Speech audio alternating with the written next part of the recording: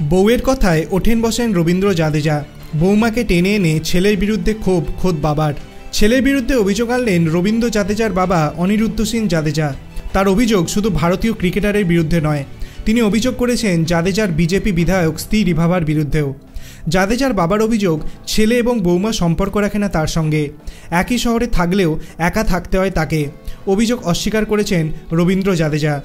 ভারতের দলের অন্যতম গুরুত্বপূর্ণ সদস্য রবীন্দ্র জাদেজা চোটের কারণে দ্বিতীয় টেস্টে ইংল্যান্ডের বিরুদ্ধে খেলতে পারেননি। তৃতীয় টেস্ট থেকেই দলে ফিরতে পারেন তিনি।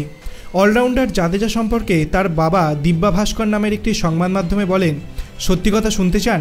আমার সঙ্গে জাদেজা এবং রিভাবার কোনো সম্পর্ক নেই। আমি ওদের ফোন করি না, ওরাও ফোন করে না। বিয়ের 2-3 মাস পর থেকেই সমস্যা শুরু হয়।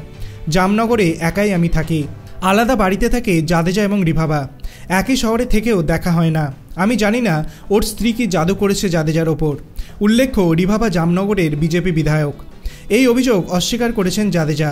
তিনি সমাজ মাধ্যমে পোস্ট করে লিখেছেন, এটা একটা সাজানো সাক্ষাৎকার, এটাকে পাত্তা দেওয়ার কোনো কারণ নেই। ওই সাক্ষাৎকারে যে জিনিসগুলো বলা হয়েছে তার কোনো অর্থ নেই, সব মিথ্যে। এক পক্ষের কথা বলা আছে ওখানে, আর সেই সব কথা আমি অস্বীকার করছি। আমার স্ত্রীর চরিত্র কলুষিত করার চেষ্টা করা হচ্ছে। আমারও অনেক কথা বলার আছে, কিন্তু সেগুলো সবার সামনে বলা ঠিক নয় বলে আমি মনে করি। জাদেজার বাবা ওই সংবাদ মাধ্যমকে জানিয়েছেন যে ছেলেকে ক্রিকেটার বানানোই তার জীবনের মস্ত একটা ভুল ছিল। অনিরুদ্ধ সিং বলেন, ও আমার ছেলে, এখন এটাই আমার সবথেকে বড় যন্ত্রণার জায়গা। ওর বিয়ে না দিলেই ভালো হতো। জাদেজা ক্রিকেটার না হলে আরও ভালো হতো, তাহলে আমাদের জীবন অনেক সহজ হতো। বিয়ের 3 মাসের মধ্যে জাদেজার স্ত্রী সব সম্পত্তি ওর নামে লিখে দিতে বলে। আমাদের পরিবারের মধ্যে বিভেদ তৈরি করে দেয় রিভাবা। ও পরিবারের সঙ্গে থাকতে চায়নি, স্বাধীনভাবে জীবন চেয়েছিল।